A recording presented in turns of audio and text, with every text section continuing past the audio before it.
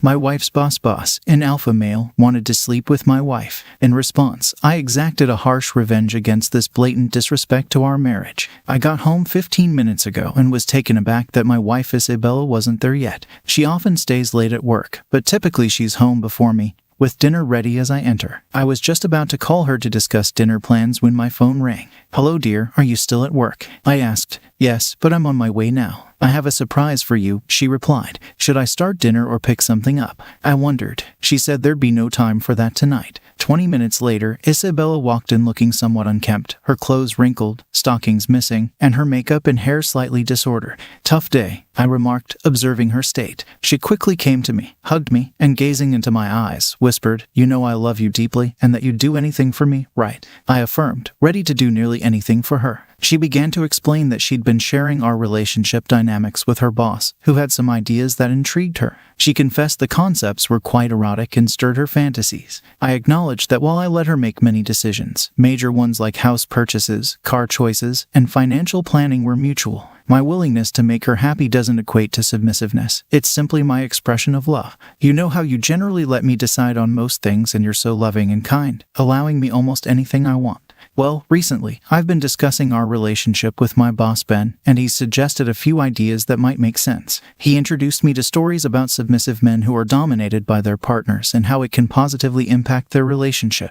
I must admit, Peter, these stories were quite erotic and really stirred my imagination," Isabella explained. "Yes, Isabella, I am kind to you and give you leeway in decisions that aren't critical or life-altering. But remember, I take the lead in significant matters like choosing our house, cars, and investments in major financial choices. However, I do like to let you decide on things that matter to you, things that make you happy like vacations, movies, restaurants, and even my clothes. But that doesn't make me submissive. It's just my way of showing how much I love you and want you to be happy. My dad once told me the secret to a content, stress-free marriage is not sweating the small stuff. He also reminded me that almost everything is small and that life should be lived as positively and joyfully as possible. Okay, Peter, but I think my boss might have a point. When I compare you to him, he's assertive, powerful, and takes charge. People respect his strong personality and follow his lead, not the other way around. He told me he's an alpha male, dominant and at the top of the social hierarchy, whereas people like you, though loving and kind, are more beta, inclined to be dominated and submissive.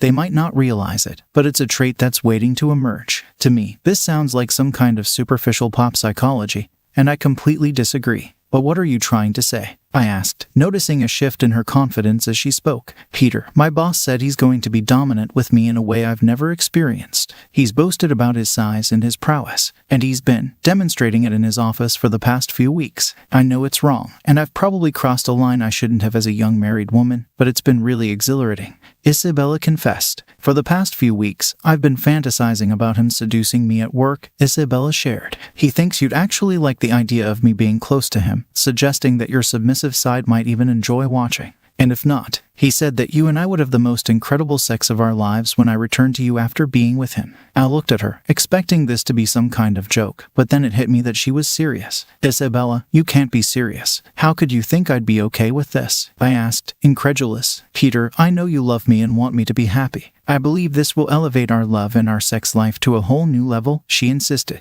Isabella, are you telling me you've been intimate with your boss? Why on earth would you do that? I demanded, struggling to comprehend her actions. Isabella, oh no, Peter, I would never cheat on you, I exclaimed in disbelief. But you already have. You've had intimate conversations with Ben. And you've told me about touching his boyfriend. Did he? I trailed off, seeking confirmation. She averted her gaze, unable to meet my eyes, and quietly said, No, Peter, not yet. He's waiting in the driveway. We're going to talk, and then he'll come up to our bedroom. We're going to be together. And you can watch if you want. Ben would like that. If not, you can come and get me afterward, and I'll be all yours, ready for anything you've ever dreamed of. Are you kidding me? The thought of being with you after you've been with him is revolting, I retorted, disgusted. And what now, Isabella? Because I'm saying no and demanding that he leave immediately. Isabella's expression turned to one of panic. I could tell she hadn't anticipated this response, and now it seemed she was going to take a more assertive stance. Isabella, you seem to have been influenced by your boss, I said, struggling to grasp the situation. You love me, and I want this. You've always let me have my way. And I've decided this will be good for us. Let's try it just once, though I'm sure it'll be so amazing we'll want to continue. Now, I'll go upstairs to get ready for him, And for you, you can let him in, then wait until we're done. I know you'll want this because you love me, and I believe it will be great for us. Isabella, I see where you stand, and what this means for our marriage and vows. So, go ahead and get ready, and I'll have a quick talk with your visitor, I replied, my voice heavy with emotion. He's not my lover, Peter. This is just about intense, dominant encounters. I will always love only you and will be yours forever, and you'll be mine, Isabella insisted, moving to hug and kiss me. But I pushed her away, my eyes filled with surprise and pain. Well, don't wait on my account, Isabella. It's clear you're set on doing this regardless of what I say. If not now, then eventually, perhaps even without telling me. But you've already betrayed me, so go upstairs and get ready, I said, the weight of her betrayal heavy in my voice. Her expression shifted to guilt and shock at my words, but she turned to leave. Halfway up the stairs, she looked back, asserting, this is going to be a game changer. Yes, Isabella, it certainly will be a game changer. You've made your choice, I replied, feeling a mix of anger and resignation. After she walked upstairs, I went to her purse and took out her car keys, house keys, and phone. From her wallet, I removed our joint credit card. Then, I headed to the kitchen, pulled out a dish towel, some zip ties from a utility drawer, and a large carving knife. With these in hand, I went outside to confront Ben. Ben was in his car, engrossed in his phone. As I approached, he rolled down the window and said smugly, okay, little Peter, I assume your wife filled you in. Don't worry, I'll still let her be with you, at least for now, until she's totally under my control. You're going to enjoy this, Ben started, but I didn't let him finish. I launched into the most forceful left hook I could muster, striking him squarely in the nose. The sound of a crunch confirmed I'd inflicted damage. Handing him a kitchen towel, I said, here, you might need this, Ben. As he brought it to his nose, I quickly looped a zip tie around his left wrist, secured it to the headrest bar, and tightened it. Next, I opened the car door and delivered another left hook, this time targeting his lower body, right where he boasted his manhood was. He doubled over in pain, curling up as much as the zip tie on his wrist allowed. His right hand clutched the steering wheel while he screamed in agony. Seizing the moment, I swiftly zip-tied his right hand to the steering wheel. Leaning close to his face, I taunted, so, the big, strong, dominant alpha male is having trouble now, huh? What a pathetic situation you've got yourself into. You've misjudged this scenario horribly, and you're about to learn from your mistakes. Unfortunately for you, Isabella is expecting something epic, so let's not disappoint her. I picked up a water hose lying on the grass, equipped with a sturdy steel nozzle. With a swing, I shattered the car's side window, sending fragments scattering across the seat and floor. Then, I moved to the front, striking the windshield. While it didn't break, I managed to fill it with cracks and dents, as if it had been pelted with golf ball-sized debris. I also smashed the headlights, finding a grim satisfaction in the act. Returning to the driver's side, I chuckled, looks like your car could use some work. Then, pulling a knife from my back pocket, I quickly leaned towards the car and pressed the blade against the jugular vein in his neck. In my most menacing tone, I hissed, how many times have you been with my wife? Did you try to convince her that I would accept this? Fear flashed in his eyes as he stuttered. Only twice, these last few weeks. It meant nothing, it was just sex. Please, let me go, and I promise you'll never see me again. I regarded him with contempt, seeing him as nothing more than despicable. I'm not going to end you right now, but make no mistake, if I get wind of any trouble from the police or any repercussions from our little chat today, I will come after you. If you involve the police, I might end up in jail, maybe get out on bail, or even serve time. But regardless, there will come a day when I will find you, maybe in a parking lot, maybe in an elevator at work. And when that day comes, I will finish what I started. It's your choice. This could be the last time you ever see me, or you could spend the next week, month, or year looking over your shoulder, waiting for the moment I decide to end you. With these words, I leaned over him, stuck the knife into the passenger seat and said, Isabella will need this to free you, so you can either drive her away or maybe she'll take you to the emergency room. Doesn't matter, just make sure you get her out of my sight. I walked into the house, and as soon as Isabella heard the front door close, she called from the bedroom, Is that you, Ben? Come up here. Have you sorted things out with Peter? I was taken aback by her naivety. Isabella, Ben's in the car. He wants you to come out and talk. I think he's reconsidering, I replied.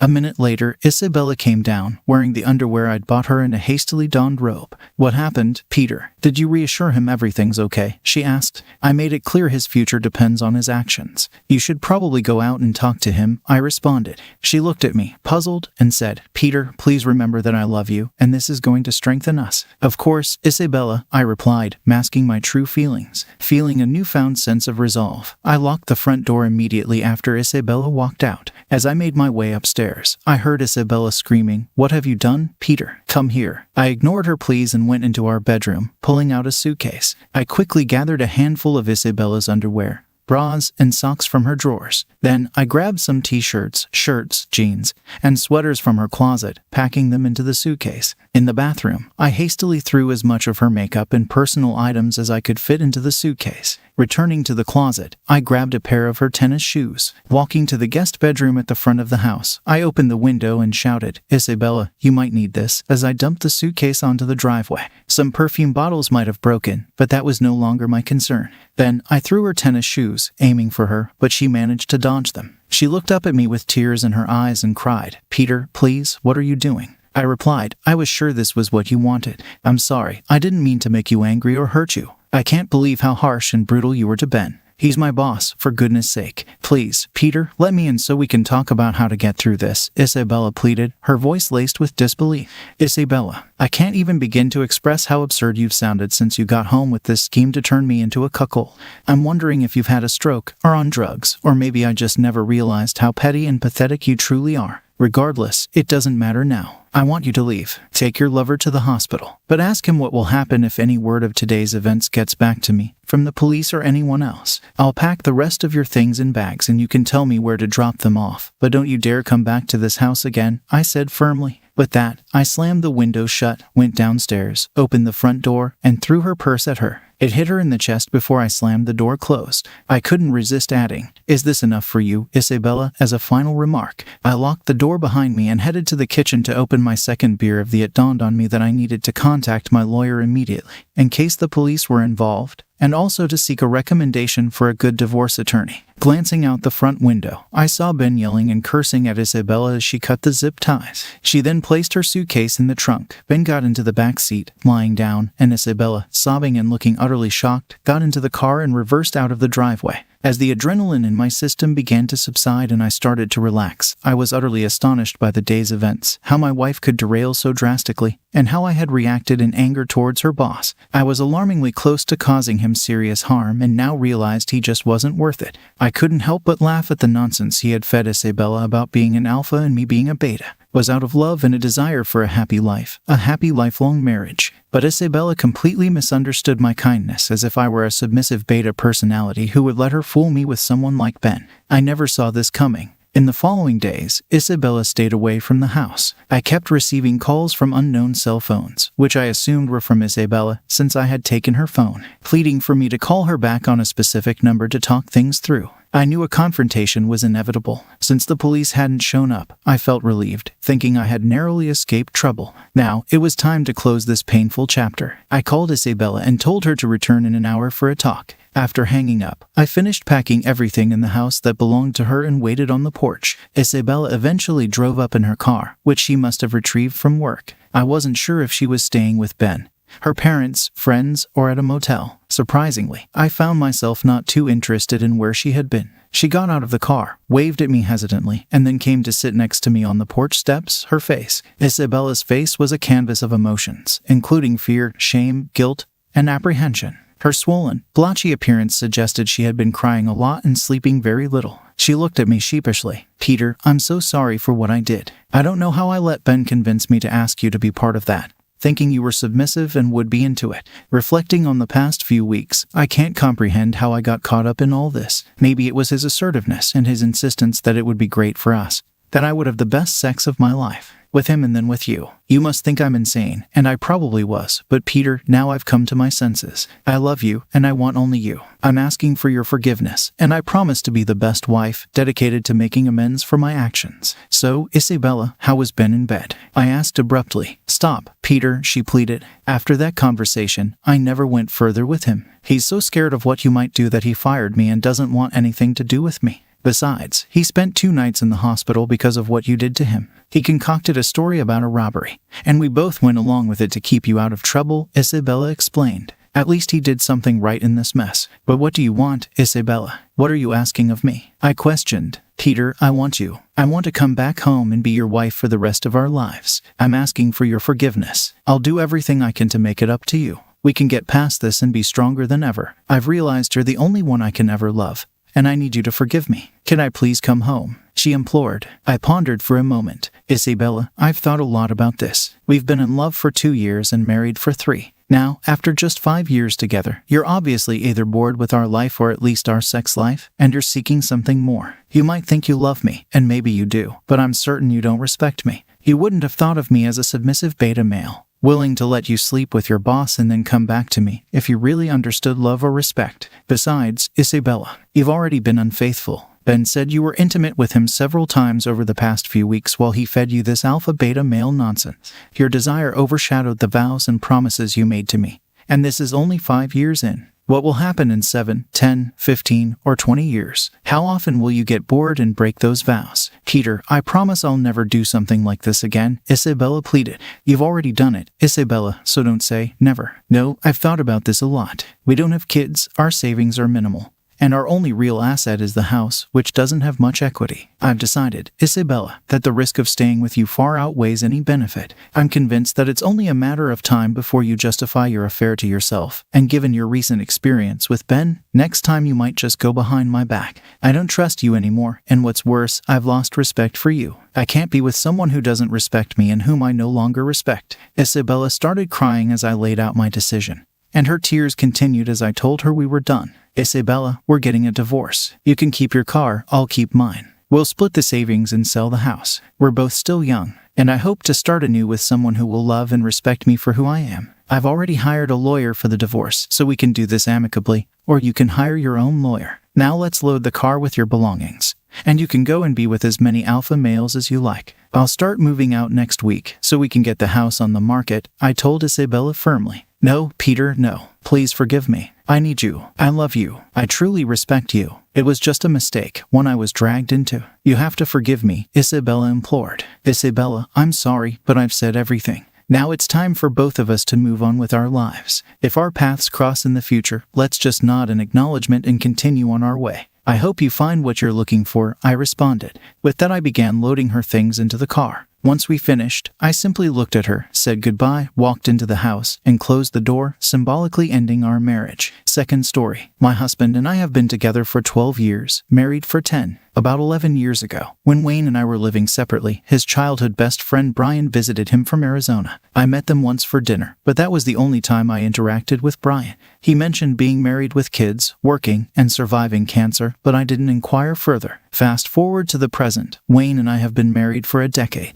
Throughout this time, I haven't had any communication or interaction with Brian, while Wayne maintains various forms of communication with his invisible Brian. Wayne meets up with him every time he travels to Arizona for business, which is quite frequent. Strangely, when I travel with Wayne to Arizona for business, Brian is never available to meet us, and Wayne always offers different excuses about it. Recently, Wayne shared a successful business deal in Arizona and invited me to join him on a trip to see the new business asset. However, he never mentioned invisible Brian during the initial plans. Later, Wayne decided it wasn't the right time for me to accompany him and revealed that he intended to meet up with Brian instead. Feeling hurt and excluded, I expressed my concerns about being left out of a business trip where Wayne meets up with invisible Brian once again. Wayne defended himself by claiming he was just being transparent and didn't want to upset me. There are more details to consider, but the situation raises questions about who invisible Brian really is after 11 years. Wayne's actions make me wonder if he is manipulating me or not being honest about his relationship with invisible Brian.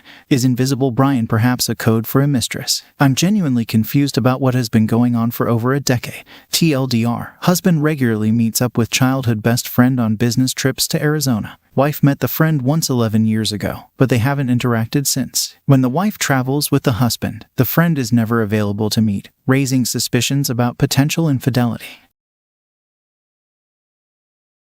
I caught my GF of 7 years cheating on a fetish website. I am 27, met my ex Mary when I was 18 years old, being my first real relationship.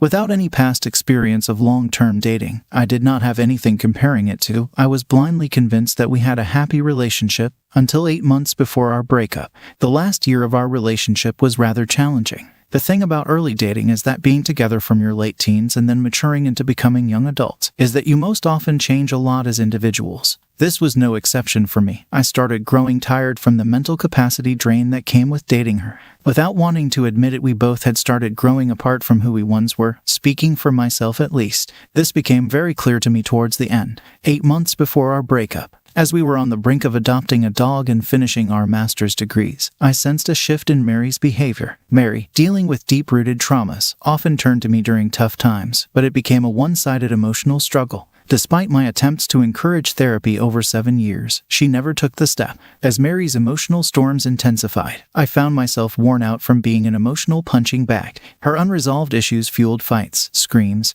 and neglect of our deeper problems. Communicating my feelings proved futile, and the strain on our emotional bond left me disconnected and somewhat unattracted to her. I couldn't be myself with her. It felt like I was her father and not her boyfriend. Suggesting we skip the dog adoption and possibly part ways, Mary refused. In a last-ditch effort, she promised change, and I reluctantly gave her the chance to prove it. Little did I know, these moments were leading me towards a shocking revelation that would shatter 7 years of my life. Fast forward, we got the dog and things seemed to become a little better before I started noticing other new changes in her behavior. While we were watching TV, she would sit on her phone with the screen tilted away from me. She would go to the bedroom and lock the door, saying that she wanted to have some me time. I addressed her behavior, which backfired with gaslighting and her screaming at me for not getting enough alone time, something I thought was weird, because I was more than happy to let her be by herself, whereas I could play video games with the boys. I was naive though, and by trying to be respectful, I chose to trust her excuses. But oh boy, should I have listened to my gut.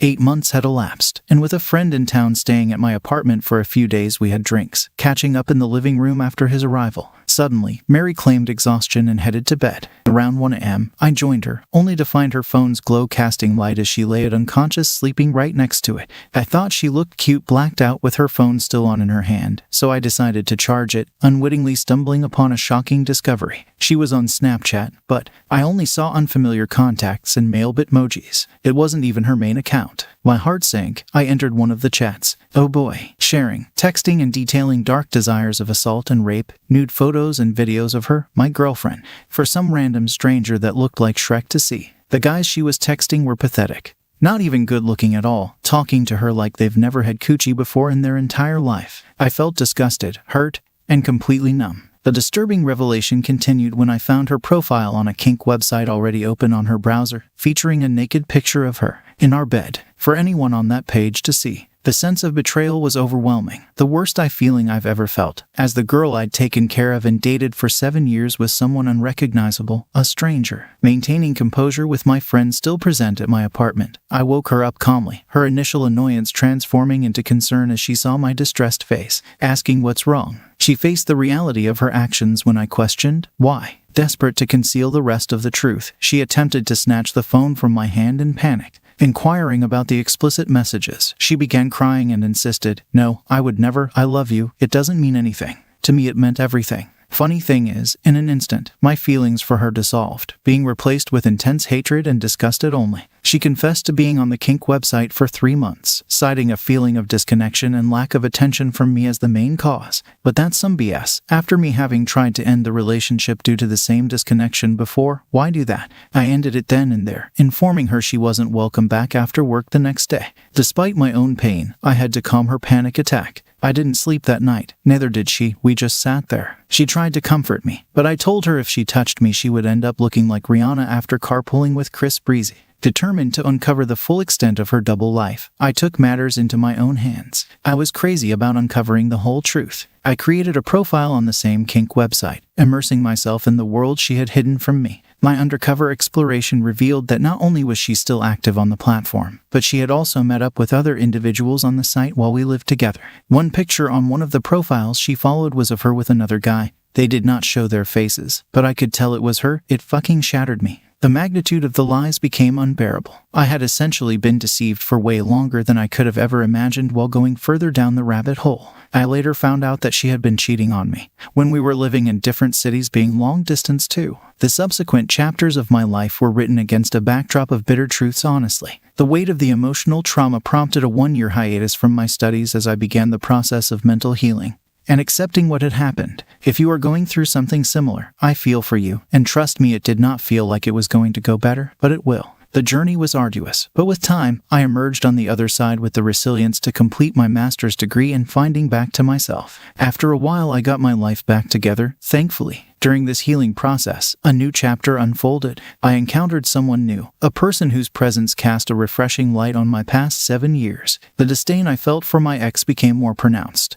Overshadowed by the genuine connection and positivity of my current relationship, she makes me happier than I could have ever imagined being. Looking back, I realized I hadn't missed my ex for a second since the last time I saw her. If anything, I wouldn't care if she had outed herself tbh. The scars from that tumultuous relationship served as a reminder of the importance of self-worth and the necessity of embracing new beginnings, even when life feels flipped upside down. If you are experiencing something similar, like betrayal trauma, just know that I feel for you, and that life can only get better once you let go of the past and let your toxic ex wander off into the streets where they belong. Lol. Second story. Jack had loved dogs since he was little. Dogs were part of his life for many years. He did not feel lonely with them, and in general everything went well when a dog was around. And Jack had also learned how to look after dogs when he was a child. And since then he got used to doing everything quickly and efficiently. But life, alas, presented Jack with perpetual challenges. And all these challenges it presented through pets, his or not his, there were different ways.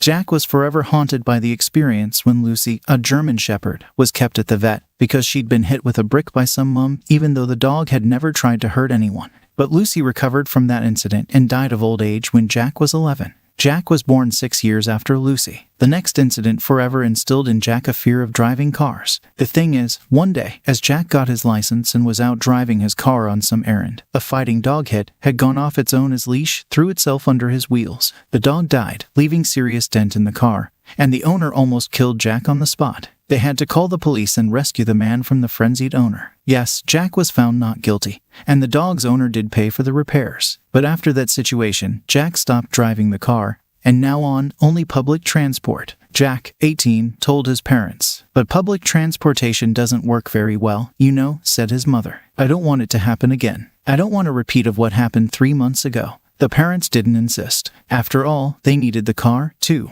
Jack, too, was glad to be relieved of the burden. The other occasions were not so serious, and they were with Jack's third dog, Mickey the Irish Water Spaniel. Jack felt fine with the dogs, and he didn't need anyone else, that's right. Still, sometimes Jack found himself drawn to other people. One day he met a nice lady at a public transport stop, young, slim, with long blonde hair. It was at that moment that Jack realized he might be in love. He had almost no experience with girls, even though he was 25 years old. But that didn't stop him from talking to the lady first. Very nervous and stammering, he said, "Hi," the girl said and smiled awkwardly. They introduced themselves to each other. The girl's name was Zarina, and chatted about various things. Then they exchanged contacts, and so they began to talk, to meet, to go to different places. Later, Jack invited Zarina to his house and introduced her to Mickey. "What a good boy," Zarina said sweetly. "Yes, he's a good boy. Right, Mickey?" Mickey barked approvingly. Zarina accepted Mickey for who he was, naughty, loud, and sometimes a little sloppy, but always loyal to his master and his friends, true friends. He took Zarina as a good friend of Jack's, too, and fell in love with her. Another 6 months passed, and Jack and Zarina decided to get married, and after this wedding, Zarina went to live with Jack. It was a typical life, with joys and sorrows and scandals. However, scandals were rare, and even then it was not a row, but a small quarrel, and those quarrels soon ended in peace and life went on. Zarina was on the whole a very faithful and good wife, but one thing bothered Jack. Zarina did not want to walk Jack. She once made a very awkward excuse. She said, "We only had a chinchilla for a while, that's all." And chinchillas, unlike dogs, are a very unpretentious animal. "Darling, in all the time 3 of us have been living together, you must have learned it a lot." "Ah, the 3 of us." Zarina played dumb and Jack noticed that. He didn't add fuel to the fire, though, and said patiently, "Were you and me and Mickey. And during these few years we've been together, you've had to learn how to look after Mickey. You don't even know how many years we've been together." Jack, startled, crouched down slightly and spoke softly. "This is you and Mickey we're talking about, not how long we've been together. And that's exactly what I'm talking about now. You should have learned it in R6. She pressed the word. "Years together that my temper is fickle." "Listen, calm down," Jack barked. Strangely, Zarina fell silent and said, almost in a whisper, "Okay, you're right. I'm sorry. And as for Mickey, well," and Jack repeated the phrase about Zarina needing to learn how to look after the dog.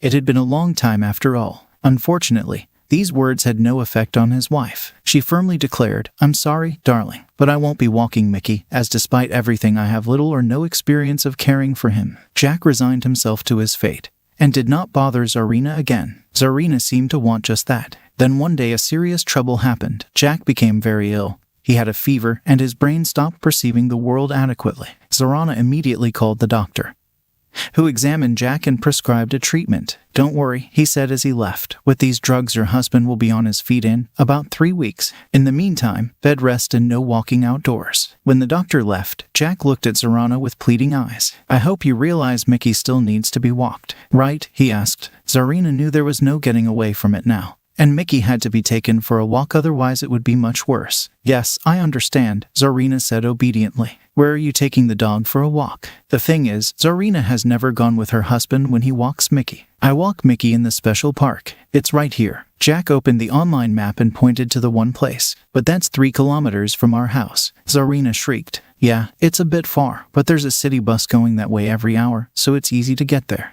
"Easy," Zarina snorted. "I'd rather walk than drive up in a shed on wheels." Zarina grinned. "That's up to you," Jack said, "but you take care of Mickey." "I can't do without him, you delimiter. You've been thinking about Mickey a lot lately." "Oh, don't start, Zarina, please. It's bad enough as it is." Zarina didn't take the argument any further. Instead, she said, "All right, it'll be all right with your Mickey. I'll walk him, don't worry." "Thank you for that, Zarina." "Thank you." Jack took a deep breath and drifted off to sleep. Zarina started walking Mickey that afternoon. It was evening, and the dog needed a walk. As it turned out, walking a spaniel was not a difficult task at all. It was very interesting. Yes, it was a bit far to the specialized park, but no big deal. Besides, it was a warm May. The park was also quite nice. There were lots of people with their pets, and the atmosphere was relaxed and peaceful among the green trees. Zarina returned home happy that day. She immediately said, "My darling, I'm sorry. I've been such a fool for refusing to walk the dog before. I'm glad you understood that."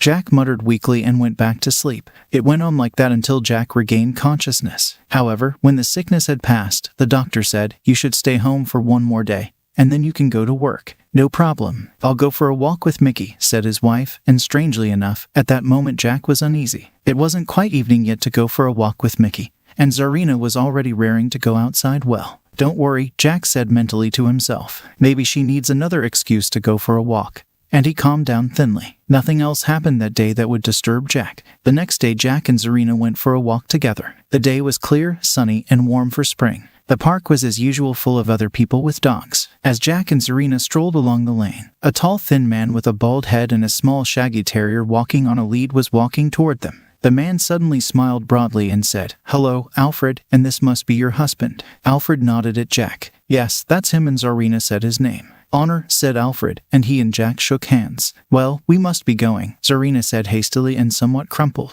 "I'll see you later. You'll be taking your Mickey for a walk tomorrow, won't you?" "Yes, of course I will, at the same time." "And you'll be walking your Ruddy, won't you?" "Yeah, at the same time." "I'll see you then." "I'll see you then, too." When they parted, Jack asked in a stern yet soft voice, "Who's that frowny fellow?" Zarina hesitated. "It's one person, anyway. Strange. I thought it was a monkey." "Stop mocking," Zarina shouted at the whole park. "Shut your mouth and don't embarrass me," Jack demanded, still quietly but menacingly. "So who is this, Alfred?" "He's a man walking his terrier Ruddy. We've bumped into each other by chance, exchanged a few words, and now we meet, but only here in the park and only while our dogs are walking." Zarina spoke the last words very quickly, as if she were trying to convince Jack that it was really true and that there was no need to ask more questions. And Jack pretended to believe her. He said, "All right, so be it." "What do you mean?" Zarina didn't understand. "Well, I believe you, that's all." "Do you really believe me?" With a hopeful look his wife asked. "Yes, I do. Go for a walk tomorrow with Mickey. I love you." Zarina kissed Jack on the cheek. And that was the end of all the problems of the day. The next day Jack decided to follow Zarina. He went out a few minutes after her and followed her, covering himself with various bushes. Fortunately, there were plenty of them on that street leading to the park. However, no matter how hard Jack tried to track his wife, at some point he lost sight of her. It had already happened on the approach to the park. Zarina suddenly mingled with the other people walking their dogs. "Oh, for fuck's sake." Jack mentally yelled and angrily started walking around the park just like that. Suddenly a familiar barking started coming from the bushes that were growing nearby. "Mickey," Jack thought with surprise and listened. Yes, it was Mickey. It was a cry for help, mixed with a whimper. Jack went straight for it. It turned out that Mickey was indeed tied up to a tree that grew behind the bushes. And in the bushes themselves, Alfred and Zarina were cuddling passionately. "Good afternoon," Jack said. Alfred and Zarina immediately darted off in different directions, but Alfred caught his foot between two driftwood and fell. The leg was twisted unnaturally, and a fragment of bone sprang from the wound on his right side. The wound was bleeding heavily. "That's for my wife." Jack barked at him and was about to chase after Zarina, but he couldn't hold back. Jack's anger was surging inside him, and he felt obliged to give Alfred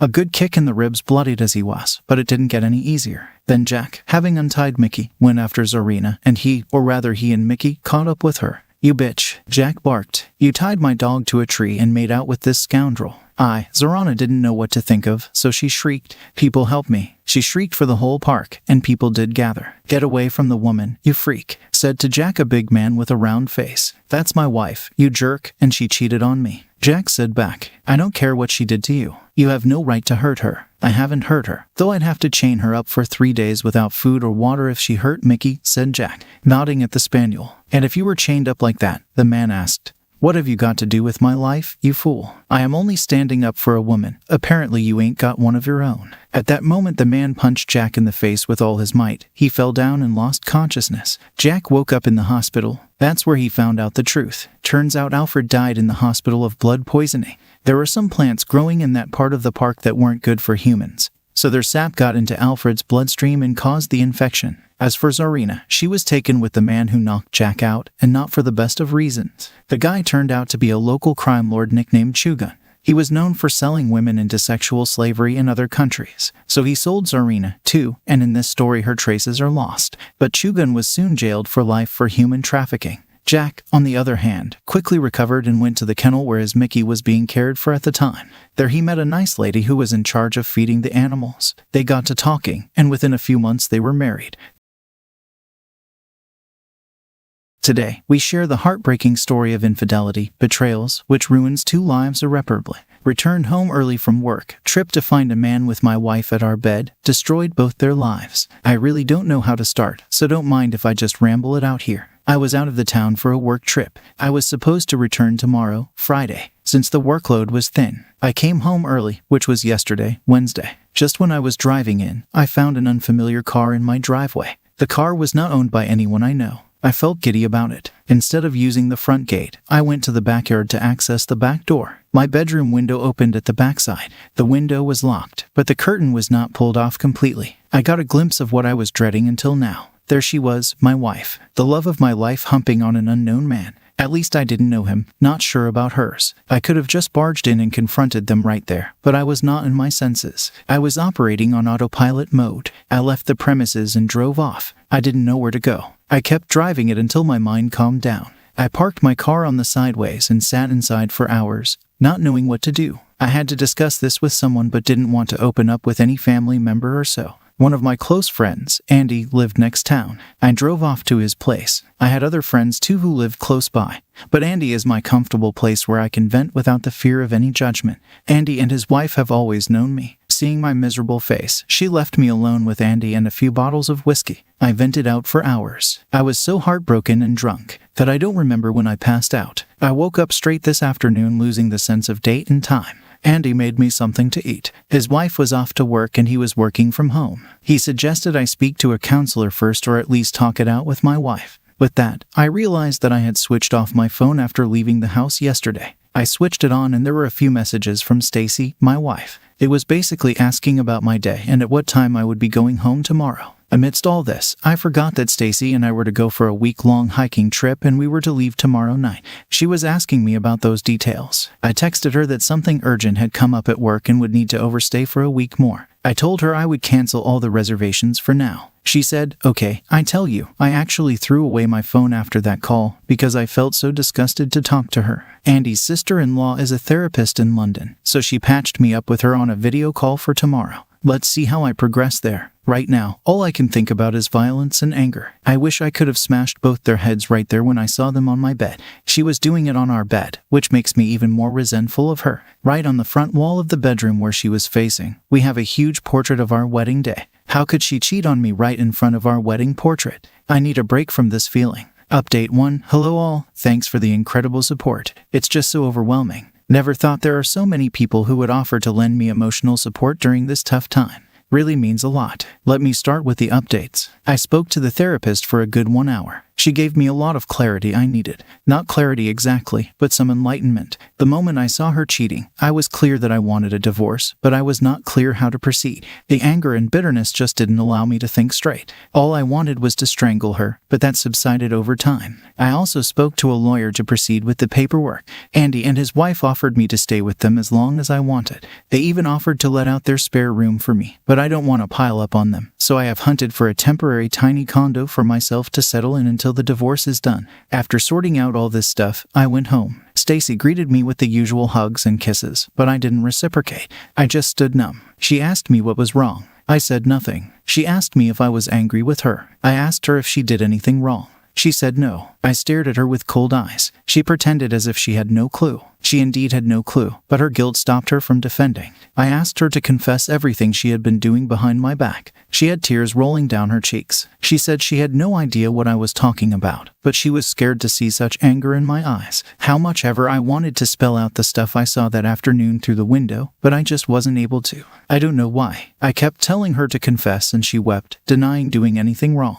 I stood up, packed some of my essentials and left. She tried to intervene and stop me many times when I was packing and leaving. But every time I asked her to confess and she backed off. It was such a terrible situation. I was choking and struggling for breath. I left the house to go to Andy's place, but for the next 1 hour, I kept loitering around the town. Stacy was calling me constantly and I wanted to talk it out with her. Call it my anger ego or whatever, my mind was just so unstable. After 2 hours and hundreds of calls, I responded. She requested me to come home and that she was ready to confess. I drove back. Again, when I reached home, she hugged me crying profusely. She asked me if I was angry because she went out drinking last week without telling me about her girls' gang and came home smashed. Our next-door neighbor had seen her returning home at 3. She thought he would have told me. I said I had no idea about that girls' night thing. She said it was supposed to be a girls' night, but Becky, her friend, brought a couple of guys and one of them offered to drop Stacy home because she was too drunk to drive herself. I asked her if that was it. She said yes and kept saying, "Sorry for not informing me about that night."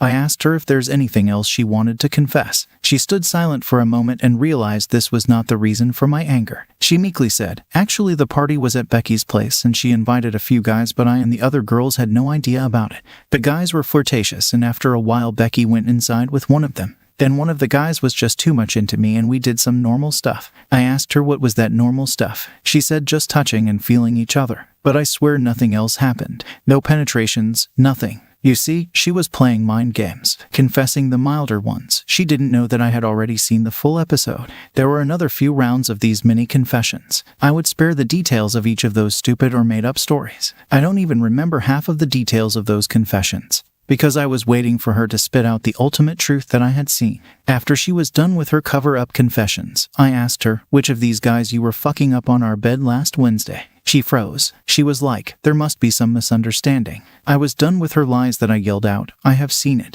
She let out the tears of defeat and helplessness, and then narrated the entire thing. It all started at a girls' night out where there were a bunch of men. They approached these women. They partied together. While returning home, Becky invited them to the after party at her home where Stacy and the other girls were heading. On reaching home, Becky took one of the guys to her room. It was awkward for others, but eventually, everyone got comfortable and Stacy hooked up with another guy. Since then, she has been seeing that guy at Becky's place and sometimes calls him home when I'm away. Stacy's phone was ringing throughout. When we were done talking, I asked her if it was him. She nodded. I responded to the call. AP on the other end. After hearing my voice say, "Maybe I dialed the wrong number," I said, "No man, you have dialed the correct number. Now your wife would get a call from me." He hung up. Stacy pleaded not to involve AP's wife. Until then, I had no idea that he was married. I just shot in the dark and it landed in the right place. I asked Stacy for her details. I forced her to call AP's wife and come clean. After a lot of crying and resistance, Stacy called her and confessed. A few minutes after she hung up, she got a call from AP. I asked her to answer. She answered. AP on the other end yelled at her for destroying his marriage. Stacy cried and said she was sorry about everything, but she had to do whatever I said to save her marriage. AP said his wife was packing her stuff and leaving the house, threatening to divorce and ruin him, and it was all Stacy's fault. After the phone call, the room felt like a Holocaust chamber, cold and suffocating. She tried cuddling me and suggested we take a vacation to rekindle our relationship. She mistook my silence for forgiveness. I said I have found a place for myself and also hired a lawyer to serve her. She was astonished to hear this and gasped for air. She said she did everything I asked her and even ruined AP's marriage to save ours. I almost laughed when she said this. I left the house asking her to vacate it or I can transfer the lease in her name. She acted devastated, but I still left. After that, I got several calls from her parents and mine. She had told them I'm divorcing her over minor disagreements and asking them to talk me out through this. I didn't reveal anything to my parents, just told them I'm not going to change my mind. But I told her dad the truth and that man stood by me. He said I should do whatever I feel right and he's with me and would love me always. His words made me emotional and I cried out on the call. I felt quite relaxed after that. His support gave me much-needed assurance. I'm living in Andy's spare room for this week. I'll get possession of the condo next week and hopefully by then, Stacy will be served with the papers. That's all the update I have for now. Second story, my GF cheated on me. What should I do? My girlfriend and I have been in a relationship for the past 3.5 years, knowing each other for more than 4 years. Everything in our relationship was going well, filled with love and happiness. We are both college students, and I live in an apartment off campus. We practically lived together for 4 days a week, creating beautiful memories that made it feel like home whenever I was with her. I am generally a jolly and happy person, while she tends to be a bit more reserved and sad. I loved making her smile, and bringing joy to her day was incredibly fulfilling for me. She often mentioned how being around me made her forget all her problems. But she also desired more mature conversations and occasional quiet moments. To cut the story short, about 4 months ago, she met a guy on a bus, someone she knew as a childhood friend. They exchanged numbers and started talking. Although I initially had no issues with this, things took a turn when the guy expressed his love for her during a conversation I overheard. I asked her not to talk to him and to avoid disclosing that she was in a relationship with me. She agreed to clear things up with him, but she still enjoyed talking to him. Over time, I noticed that he sent her romantic messages on Instagram, to which she didn't respond initially. However, I later discovered that she sent him something similar. At that time, I was in my hometown, and she was in hers, so we couldn't discuss it immediately. When we reunited, everything seemed fine, and I overlooked the issue. Recently, she went out of town to be with her family, coincidentally where the guy was also present. They met for coffee, but things escalated, leading to a kiss and eventually, them being intimate. She admits to having developed feelings for him and claims she only wanted to meet him. But things took an unexpected turn. She feels remorseful, crying day and night, insisting she loves me more than anything. I am shattered, unable to trust her anymore. Despite wanting to break up, the love I have for her holds me back. Whenever I close my eyes, I visualize the intimacy between them. I'm torn and confused. What should I do? Third story, my ex-fiancé cheated on me and left me to raise our son on my own. I encountered Chris at the age of 17, shortly after leaving an abusive relationship. Despite my hesitation to start dating again, Chris and I quickly entered into a relationship, driven by his desire at the time. Initially, everything was wonderful. Chris fostered an environment where I felt comfortable discussing anything.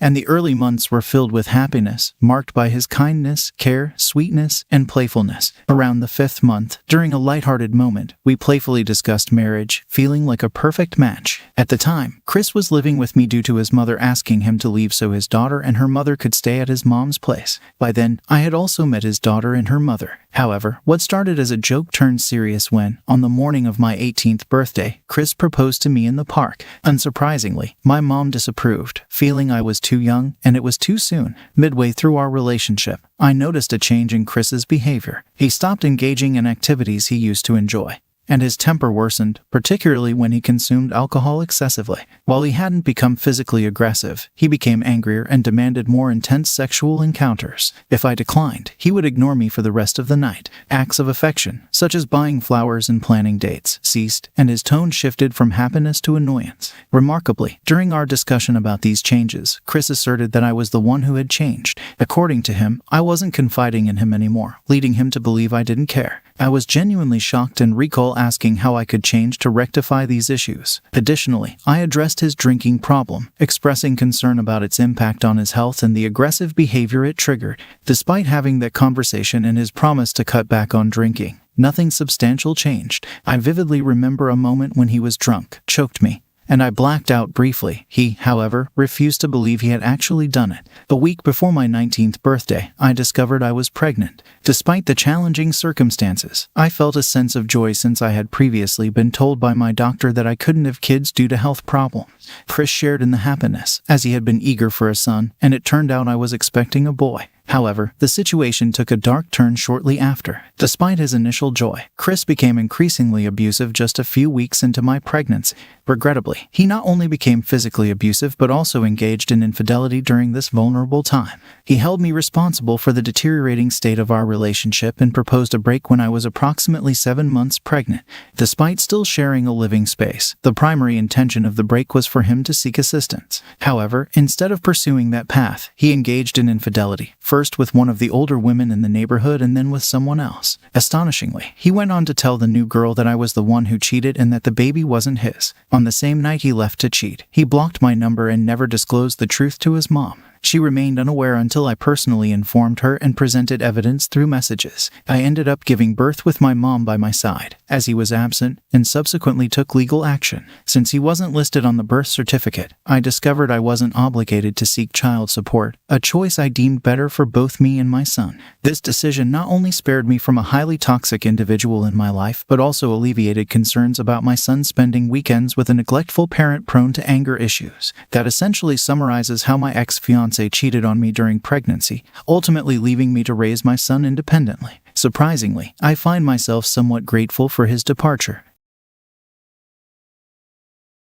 Wife twerks for my colleague and cheated on me. I recorded them and showed to her family. Got AP fired. I'm 37M with 2 kids, 9 and 7. My wife, Sophia, 35 Fahrenheit. And I have been married for 12 years. Sophia comes from an affluent family with her father and brothers in judiciary and law. Sophia had also pursued law, but she dropped off in between because she didn't enjoy it. I make good money for us to have a comfortable life. I work as an engineer at a shipping yard. We have a very normal life with kids, family, and friends. A week ago, one of the maintenance guys, John, was leaving the workplace, and we had organized a small farewell for him. He was in a junior position in our department, but had been very helpful to us. He used to go above and beyond his job responsibilities to help me out. After the farewell at the office, he came and hugged me. He got emotional. Then he asked me if I would like to go out for a drink with him that evening. I usually don't hang out a lot with my coworkers, but I couldn't refuse his honest request, so we went out. I told him I had a curfew hour to reach home by 10, so I wouldn't get spoiled too much. He said it would be just a couple of beers. I ordered for 1 beer, but he ordered for a couple of vodka shots, and he gulped both at a shot. It worried me because he looked anxious. He said he wanted to tell me something, but I have to promise that I wouldn't flip out and would investigate the matter before jumping into it.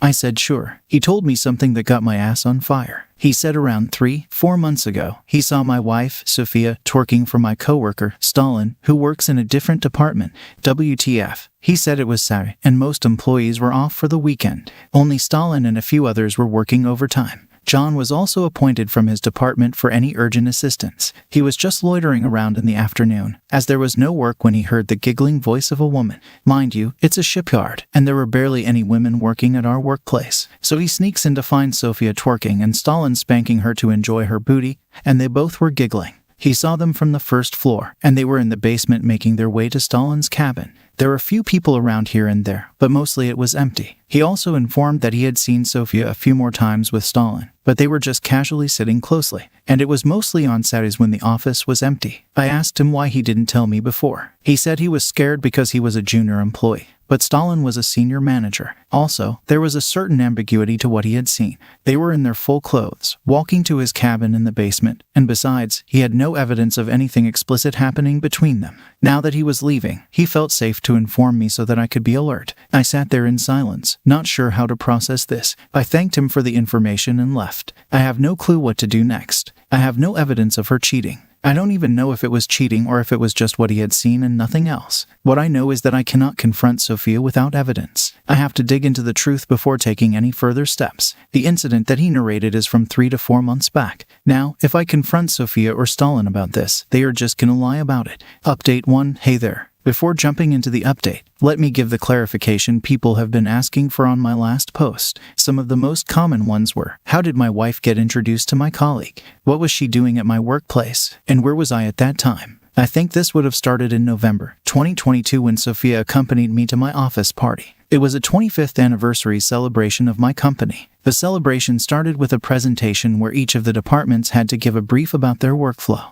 I was representing my department. Before leaving for the podium, I introduced Sophia to one of my coworkers, Lisa, so she doesn't feel out of place in my absence. After the presentation, when I came back, I saw Sophia enjoying a drink with Lisa and Stalin. On seeing me, Stalin chuckled. "Oh, you lucky man, you have such a gorgeous wife. Now I know why you rush home after work and don't hang out with coworkers." I smiled and thanked him. It wasn't the first time people were swooning over Sophia's charm. She is indeed a very gorgeous woman, the kind that stands out in a crowd. Yes, there was one more thing about Sophia that she enjoyed that attention. I mean, who doesn't enjoy compliments? But she sometimes went beyond her way to get attention, like posting bikini pictures on social media from our holidays. She had a public account with a considerable number of followers, and you know what kind of comments this bikini post attracts. I was initially a little insecure about this, but after 12 years of marriage and 2 kids with no red flags, I kinda took this normally. After that office party, Sophia exchanged numbers with Lisa, and they often used to hang out. By the way, Lisa and Stalin were very close friends. Not an affair or something, but normal friends. I might be picked up for saying this. Sophia got close to Lisa because they both were from the same ethnicity. I won't spell it to avoid any perception. Stalin was also from the same culture as them, and he also joined these girls sometimes. I'm not sure how much he was involved in their friendship because Sophia told me that it was just a one-off time when Stalin joined. Mostly, it was just these girls. To dig out the truth, I thought of checking her phone, but it was password protected. I tried different combinations, but found no luck. Since that day, I have been closely noticing Sophia. I find her talking over the phone for hours. She had always been into this, talking to her friends and family for hours. I wasn't suspicious of her long phone calls until now. Not very proud to say this, but I have been eavesdropping on her phone call conversations since that day. Sometimes, I felt it was Stalin on the other end. And when I asked her, she said it was her sister or her mother or some friend. Yesterday, she was on call, saying, "Miss you," and, yeah, it's been a gap of 10 days. We'll go wild next time. I came out and gestured at her, asking who it was. She placed her hand on the speaker and said it was her sister. I went to my room and called her sister. She answered and got into a brief small talk with her. Sophia had lied right on my face. I remember John told me that he had seen Sophia mostly on Saturdays. So I looked up Stalin's department overtime schedule and found they were doing overtime yesterday. I kept an eye if Sophia was leaving the house on that day. Around 11 a.m. Sophia said she was going shopping with her sister. I said okay. I didn't follow her because I knew where she was going. An hour after she left, I went to my office, and there was Sophia's car in the parking area. I went straight to Stalin's department. His teammates saw me and understood why I was there. They exchanged glances with each other, but no one told me anything. I barged into Stalin's cabin with my camera on and saw Stalin's face buried between my wife's calves. They both freaked out and abused me when they found they were recorded. Sophia kept yelling at me to leave while Stalin came to charge at me. I threatened him not to step forward because they were on live camera. It wasn't live, but I had to stop them. They got dressed up while Sophia kept cursing me and said she hated me and I didn't deserve a gorgeous and hot wife like her. I left after collecting enough evidence against them. I came back home waiting for Sophia, but there's no sign of her since yesterday. She has just disappeared. Tomorrow, I'm going to the director to show him the video of what's happening at the office premises. I'll update the thread as things progress. Update 2. Hello all. 2 days after the D-Day, I went to my director and showed him the evidence. He was shocked and said he would immediately take action. I then went to Lisa and asked her straightforwardly, "You knew everything?" She already knew what had happened and she didn't beat around the bush and said yes. She suggested that we discuss private matters outside the office, so we went to the attic. Before she said anything, I requested her to be honest. She said Stalin was eyeing Sophia right from the day he met her at the office party. He used to call her bootylicious and always expressed his desire to drill her from the back. He befriended her using Lisa. I was seething with anger and raised my voice at Lisa for coordinating this dirt. She stopped me saying she loved the attention she got from Stalin. When he complimented her buttocks for the first time, she winked at him. Then he asked her if he could feel it, and she bent over for him, and he grabbed and shaked it from both hands. Lisa said she was shocked to see this. Later, she asked Sophia if she understood the consequences of her actions, and Sophia said, "I feel so good to hear those compliments after a long time. I wished he ate my cave with his tongue." Sophia also enjoyed being called bootylicious and other sexual remarks. She felt desirable when Stalin went crazy for her and grabbed her here and there, mainly bottoms. They frequently met at Stalin's house. He is divorced and lives alone.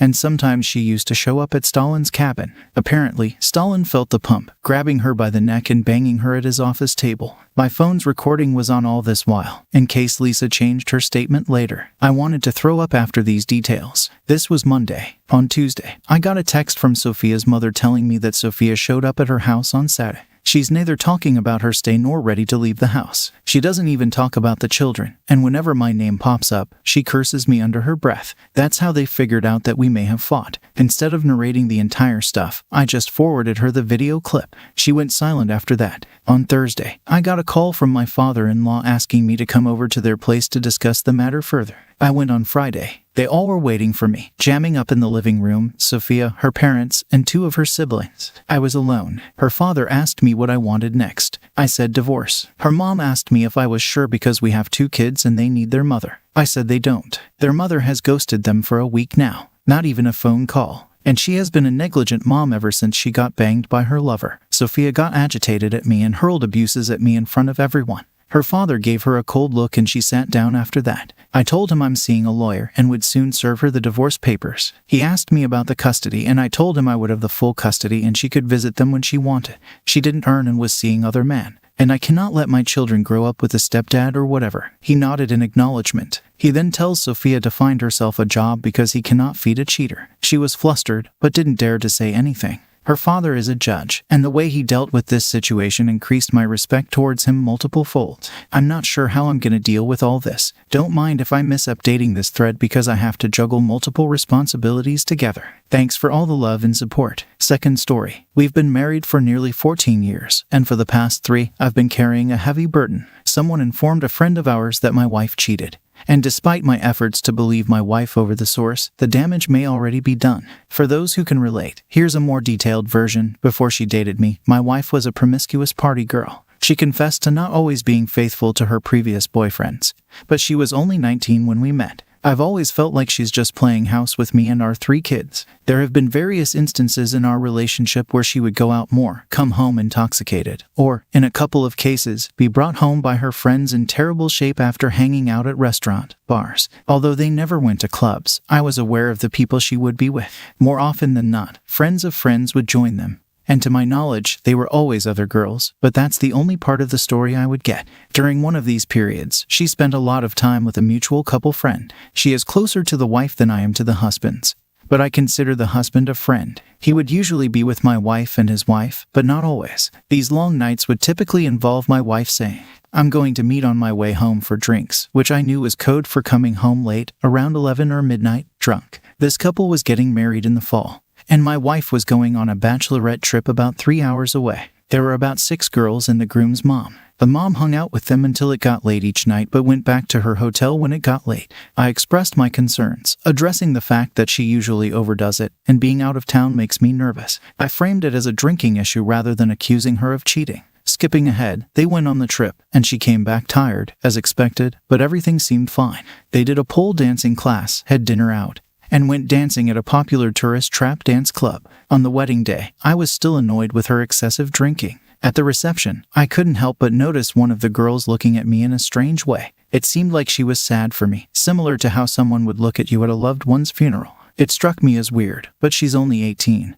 And I'm just the older guy at the appetizer table. Rapidly moving forward, about 3 months later, the girl who had given me pitiful looks at the party informs her husband, the groom's brother, about what truly transpired during their trip. The groom contacts me, revealing that the girls started hanging out with random guys in town on a bachelor party. They all partied and danced at the same club. After which the bachelorette party joined the guys in a limo and headed to a strip club. The younger girls used fake IDs, and one of them claimed to know someone there. Evidently, my wife spent most of her time with a particular partygoer. Our friend, the bride, stayed close to the bachelor from the other party, while the other girls paired off with the remaining bachelor party members. The groom was upset because he had intentionally organized a low-key bachelor party to avoid worrying his fiancée, only for her to go all out wild. After calming down, I inquired if my wife had done anything worse than lying. He texted back, "She got fingered by a guy at the strip club," and my heart sank. It was at that moment I realized how deeply I loved my wife, as only someone I loved that much could hurt me so profoundly.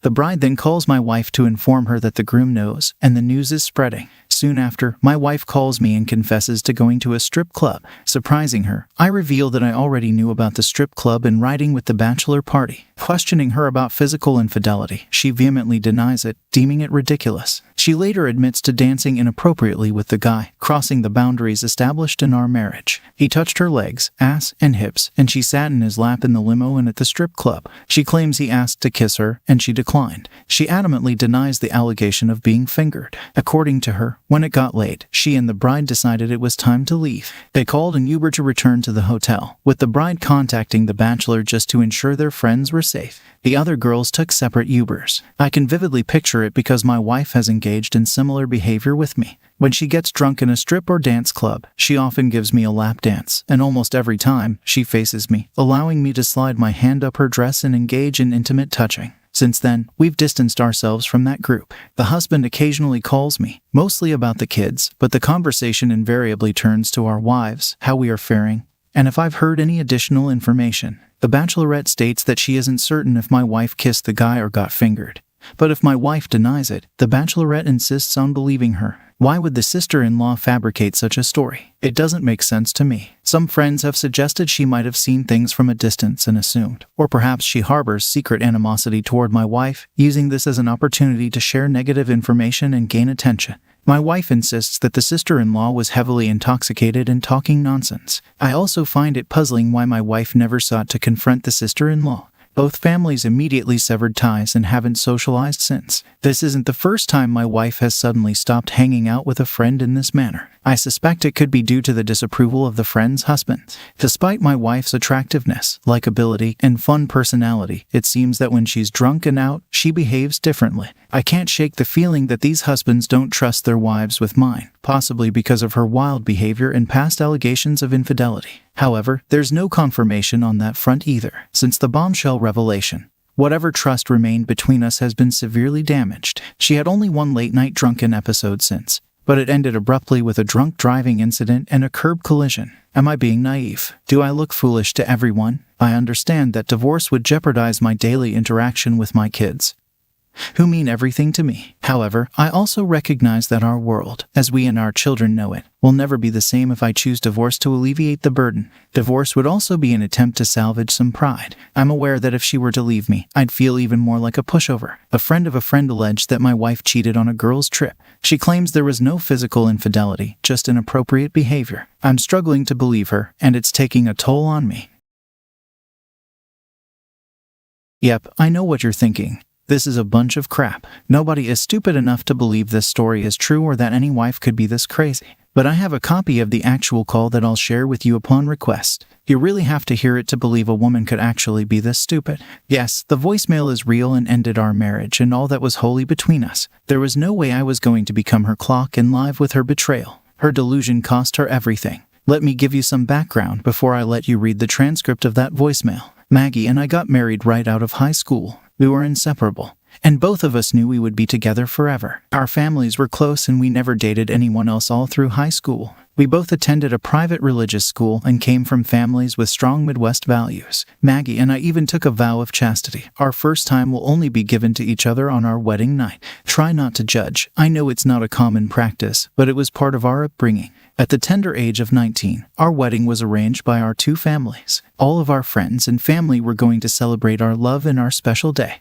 The wedding was going to take place at the same church we attended all through our childhood, and the reception was set up at the VFW Hall. It was a common Midwest-style reception. Neither of our families had much money, and we enjoyed the simple things at that time. Simple weddings are the best. No pretense and lots of beer and dancing. Well, a week before my wedding, my buddies arranged a bachelor party that became the tipping point of my marriage. It was a great night at one of our favorite pubs, and then back to Kevin's house for some more fun after closing time. The guys shipped in and hired a few strippers to enhance the entertainment at Kevin's place. At this point, I was well over the limit and barely remember what happened for the rest of that night. I woke up the next day in some bed, naked and unsure of what took place. Apparently, One of the girls gave me head as the guys cheered her on. I remember nothing about it the morning when I woke up with a major headache. But to my dismay, one of the guys who had been jealous of our relationship ended up texting Maggie a photo of the action. The clear image of me smiling while a blonde with big balloons was sucking on my clock. I didn't know anything about the photo until I saw Maggie later that day. She welcomed me with a hard slap to the face and cursed me out on her parents' front steps. She announced that the wedding was off and that she wanted me to leave and to never talk to her again. It took everything I had to get her to talk to me the next day, and after hours of apologizing and telling her I had no idea what had happened, she finally stopped screaming at me and only glared at me with pure hatred. It looked like the wedding was off unless I came up with some kind of miracle. Our last conversation went something like this. Really, the one thing we had was that neither of us had ever been with another person, and now I'm the only one that can say that. You've broken our promise to save yourself for me, as I've done for you. That fact will be with me forever, don't you understand? I never would have done it, Maggie. I swear, my idiot friend set this up, and now I'm being punished for something I never wanted to happen. Well, it did. What do we do? I don't know. Do you want to get even and be with someone else before the wedding? She smacked me hard, again. This was starting to get irritating and painful. How dare you talk to me like that? I'm not some whore that will just sleep with someone like you do. Damn it, Maggie, I didn't sleep with her, and it wasn't my fault. This went on for hours, and finally, at midnight we cuddled and kissed for the first time in 2 days. We cried in each other's arms, and were finally over the event, with one exception. Billy, I'll tell everyone that the wedding is on, but only if you agree to allow me to get even. What do you mean, get even? Not today, or any time in the near future. But one day, I might want a girls' night out or maybe a dance with some other guy. I'll pass for one time, if it ever comes up. I don't want that to happen, but I feel I need the option to be even in this situation. So, anytime in the future if you want a guy, I'll have to allow it. Yes, just once, just like you. Like I said, I don't want anyone else and I know it will never happen, but I need that to feel that somehow, or even after you let that girl do things to you and suck your clock before I did. Lack of sleep and a headache. I gave in. I believe she asked for this to teach me a lesson and to feel like we were now on level ground. I knew I had nothing to worry about. We never spoke about it after that night and things were back to normal. The wedding went on without a hitch. The guy that sent that photo to Maggie somehow didn't make the wedding as he was in the hospital with 2 broken legs and a concussion. Apparently, my best man Harley wasn't happy with his decision to try and derail my wedding. You don't disrespect the guys in our group without knowing there would be consequences. Our next 7 years were magical, our love grew stronger and we remained inseparable. I finished courses at the local university and earned my degree in computer engineering, where I learned a great deal about blockchain technology and cryptology. During this time, Bitcoin was new, and as a lark I acquired over 95 Bitcoins at almost no cost, which I kept in a paper wallet for over 6 years. Nobody knew I had them. And when Bitcoin was just over $60,000 a coin, I knew our lives would change forever. I started to make plans for our future, but remained silent about my wealth until the right time. Money and wealth were never a factor in our lives, and I was determined not to let it change us or turn us into some of those people you see on Jerry Springer, who go from poor to rich to bankruptcy. I was careful with the windfall I made sure to maintain and grow the large portfolio I now own. After working with several accountants and advisors, we were going to be set for life with generational wealth. While this was happening, I was working for a large engineering firm, doing what I loved. Maggie worked in the local library, which didn't pay much, but was something she enjoyed. I maintained the family budget, and to Maggie's delight, we lived a comfortable life. We were both in our mid-20s and were about to start planning our family. It was now time to enjoy life and give Maggie the things our parents and family could never afford. After a late night out of dinner and dancing, I told her it was time to start a family. She agreed and was going to go off the pill and visit her doctor the following week. We wanted to make sure things were perfect. I planned on surprising Maggie with a new home and her favorite luxury car, the Mercedes GLC AMG 43. With my investments growing and advice, I was going to move enough funds to buy our new dream home and her new car. I felt like we were once again living in a fairy tale and our love was never stronger. I gave thanks to the universe and my God each morning, almost pinching myself to see if I was living a dream. The next day, I took Maggie to the local Mercedes dealer and told the saleswoman that we're starting a family and we want a safe SUV for Maggie to drive. Maggie thought it was a bad joke and told me to stop clowning around. She gave me a hard punch to my arm and said, "Billy, stop being a jerk. Why are you teasing me with my dream car? We could never afford anything like that. Maggie, I've loved you my entire life and I want to make you the happiest wife in the world. We're going to start a family and I want to make sure you're driving a safe car. I've been saving and we can afford this and I want you to have it, baby." The Celeste lady had tears in her eyes after hearing me tell Maggie how much I loved her. The sales manager wrote up the contract and we left her old car as a trade-in for the new car, which would be ready the following Saturday. We added some customization and features that would take a few days to complete. The finance manager at the dealership asked me if I wanted to lease the car or get a car loan. My wife and the Celesity were in shock when I told her I would be paying for the car in full. All $97,789 with a certified check when I picked up the car next week, since we already turned her old car in for the trade-in.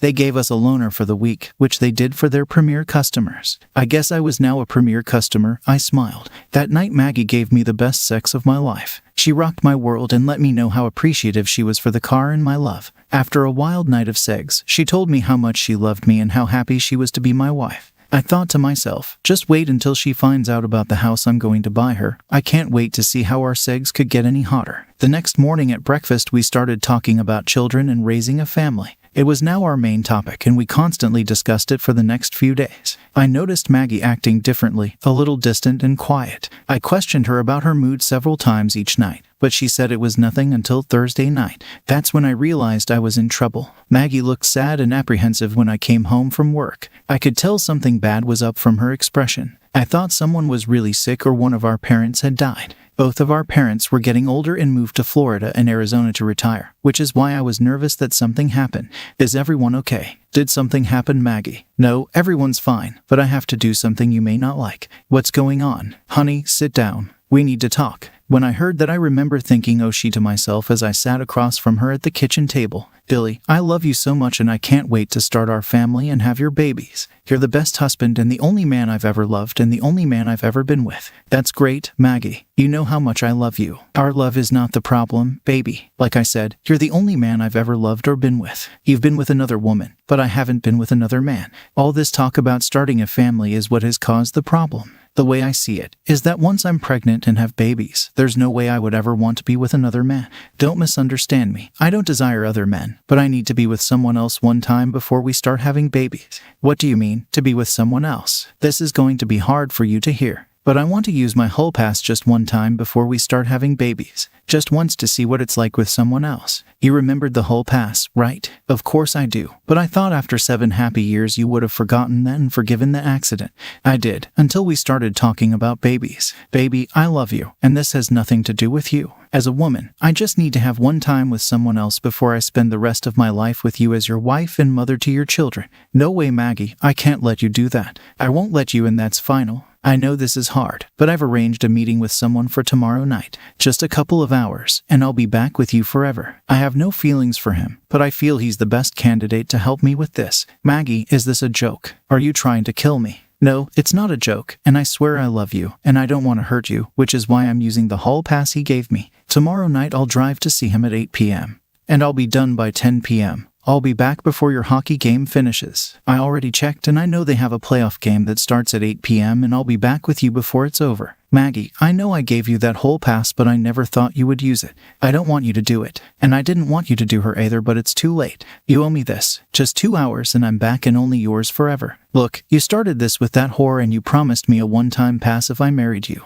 As you might remember, I did marry you and gave you 7 wonderful years. I'm sorry, but like I said, you owe this to me, Billy. Up until this moment I believed our life was perfect and that she was happy with our sex life. Now, in less than 5 minutes, my world has turned upside down and I had no idea how to react. After 2 hours of arguing, I realized I wasn't going to win and that she was determined to use her hall pass. So, I have no choice and it's already arranged. What if I say no? Well, I guess you could and it won't happen tomorrow. But think about it for a minute. It will piss me off and I won't feel like we're even again. Maybe I'll do it and won't tell you, and that is something you will have to think about for the rest of our marriage. If we do it this way, it's controlled. It will only be one time for 2 hours and never again. I never lied to you or gave you reason not to trust me. But if you deny me what was promised to me, I can't guarantee it won't happen sometime in the future. This way there is no threat and we can move on and start our family. I love you too, but this is the hardest thing I've ever done. Letting my wife, the woman I love, be with another man is causing me so much pain. I can't even explain how this feels.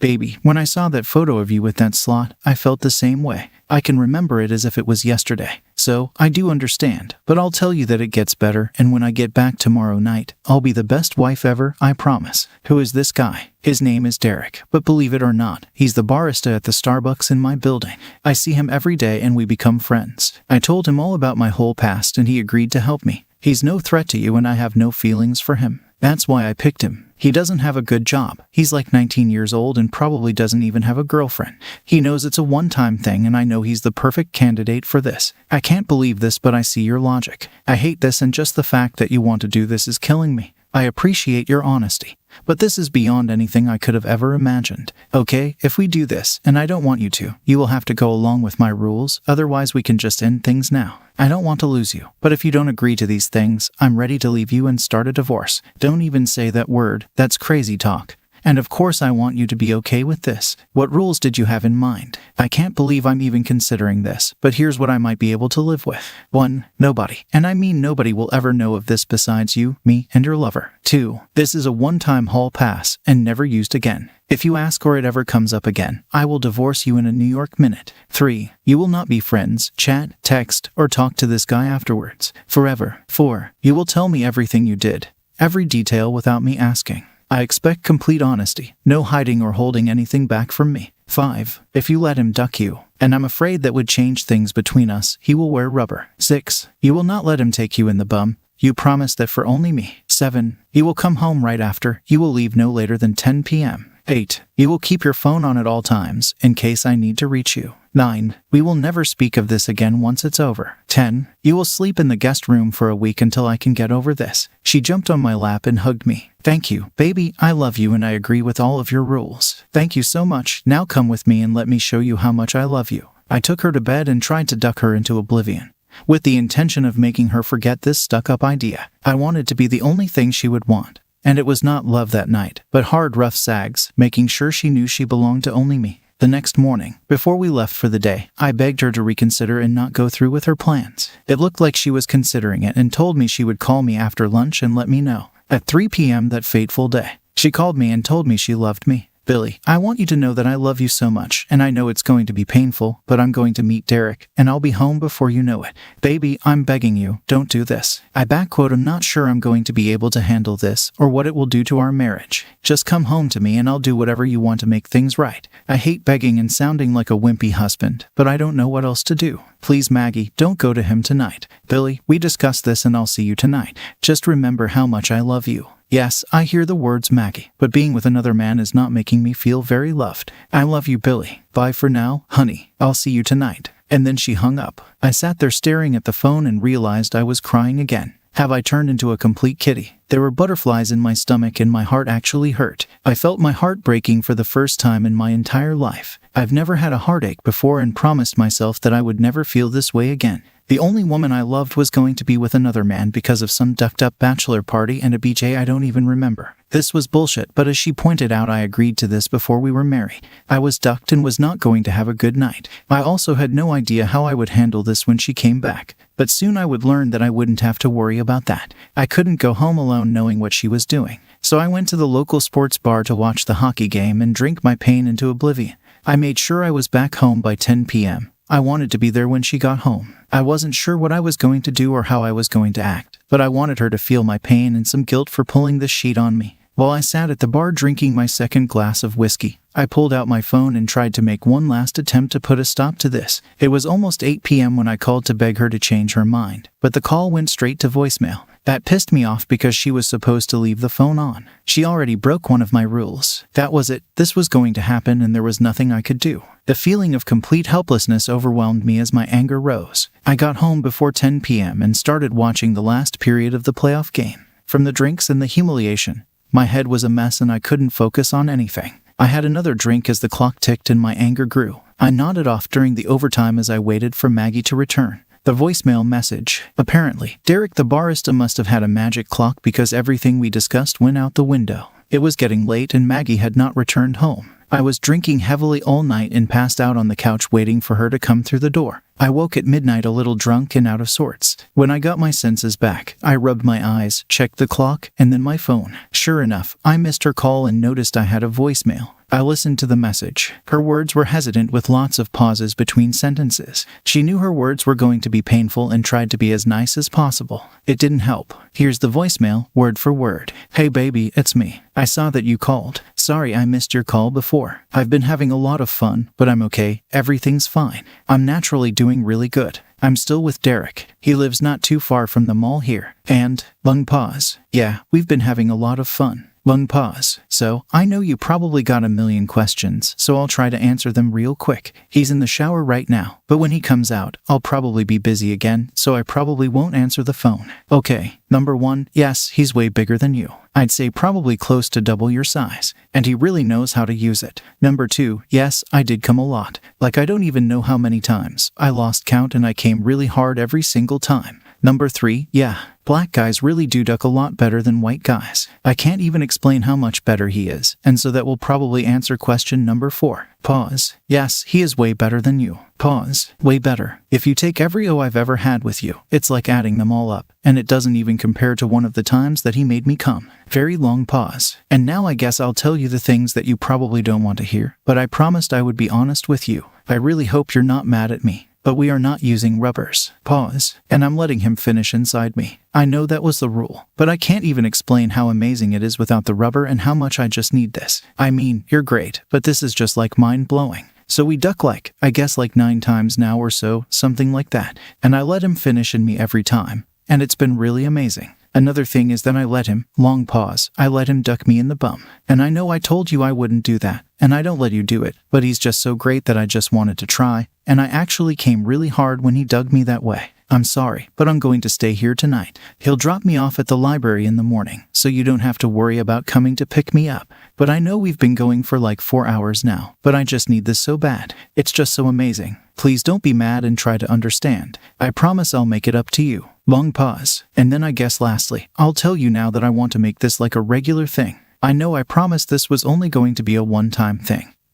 But I want to keep seeing him and we still have each other and nothing will change there. But I want to do this more often with him because he makes it become harder than I've ever come before. I've never had sex like this before, and it is, completely mind-blowing. We can start our family soon, I promise. Long pause. So I am going to get back to having sex. And the good news is that he likes nylons and heels just like you do, and he's come so much in my kitty that it's, running all over my nylons. So I have some nice messy nylons for you when I get home tomorrow, and you can jerk off into them if you want. I will call you, I guess, tomorrow morning. I'm probably going to turn my phone off tonight because we're going to be getting it on. So thank you again. I love you so much for letting me do this, and I'll talk to you later. I love you so much, baby. Bye for now. Not a fairy tale ending. That was the moment our fairy tale ended and became my nightmare. Our marriage was over and I knew my life was about to change. I sent an email to my boss, telling him I would be out for a few days due to a family emergency. Duck him, if he didn't like it, duck everyone. Suddenly I was sober and pissed. I felt the blood flowing through my veins and my heart pounding in my chest. This was another feeling that was new to me, but I used the anger and rage to power my actions. There was no sleep that night.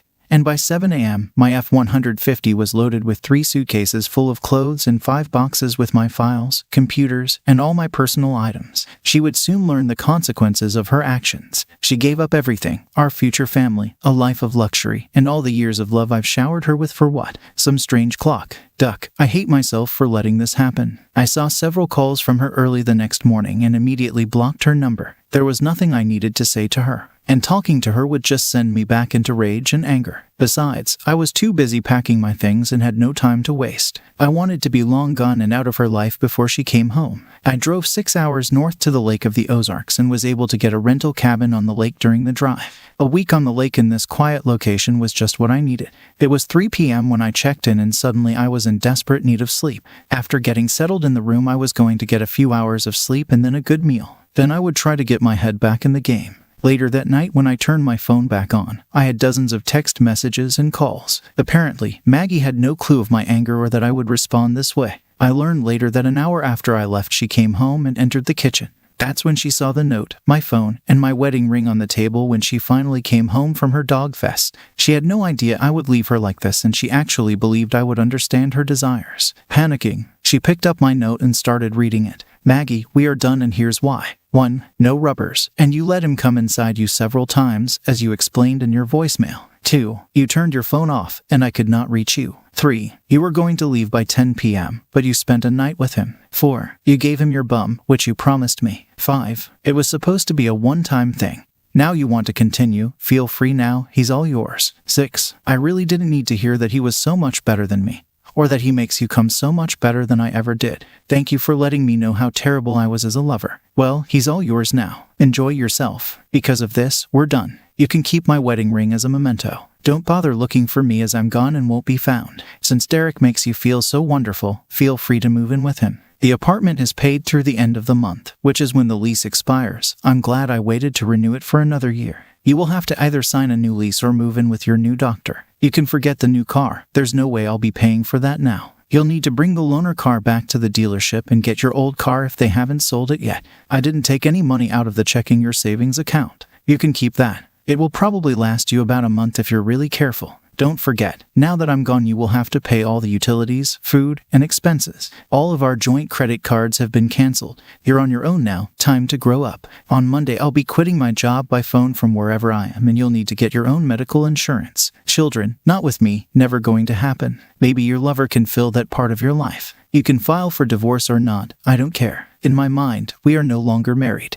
You might as well file for abandonment and in a year it will be official. I have always loved you and will miss being with you, but I can't live with the woman that left that message for me last night. I don't know who she is, but she will not be part of my life. I'll never be cuckolded. You took advantage of me and what happened without my knowledge over 7 years ago. I hope you're happy with your decision to destroy everything we had together. In case you don't remember what you said on the voicemail, I posted a link to the recording on my Facebook, Instagram, Twitter, WhatsApp. After our friends and family hear it, I'm sure they will understand why I abandoned you. I hope you enjoy listening to your betrayal and our marriage going up in flames. I hate what you've done and I wish you a life filled with regret and misery. Billy Maggie's thought. She pulled up her phone and clicked on the voicemail link. After she listened to her own words, she broke down and fell to her knees. She was grief-stricken and so sorry for what she had done. Between the weed and the wine, she lost control of the situation. The feelings she expressed were true but was sorry for the way she explained it in the voicemail. She never would have gone through with this if she thought Billy would leave her. She screamed and wailed for an hour. Finally, after an hour of tears and pain, she posted a lengthy apology in response to his post. She wanted Billy and everyone to see that she was sorry and wanted him back.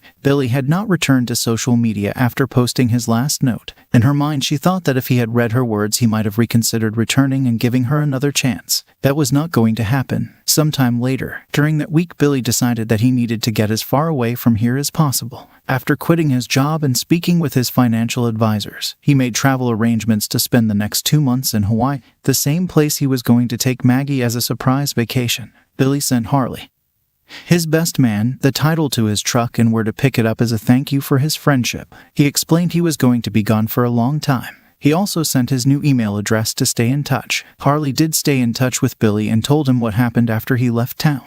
Maggie begged him to tell her where Billy was, to no avail. When Maggie returned the loaner car, she learned her old car was already sent to auction. The dealership was angry that there would be no sale and refused to give her any money for the trade, and explaining the monies would go towards the loaner car they supplied. She would have to get an attorney to try and get it back, but without any funds that was going to be difficult. She tried desperately to reach out to Billy, but nobody knew where he was. Her mom and dad were angry at her actions, but offered her to come live with them if she wanted to come down to Arizona. She tried to keep the apartment with the hope that Billy would come to his senses and return. Maggie was now working 2 jobs just to make ends meet. She never realized how expensive it was to pay for everything, because Billy always took care of all the expenses. She finally realized her childish need for getting even was a very big mistake. After a year of not hearing from Billy, she knew he wasn't coming back. She dated several guys but would never again experience the loving relationship she had with Billy. She missed him dearly and cursed herself for taking advantage of that stupid hall pass. 2 years later, the marriage was over and they were both free again. With his knowledge of cryptocurrencies, along with his financial investments, Billy's account blossomed to a respectable $28 million over the next few years. He was now living in his new Hawaiian beach house on the island of Kauai with his 21-year-old wife. But this was the house he wanted to buy for Maggie before she lost her mind.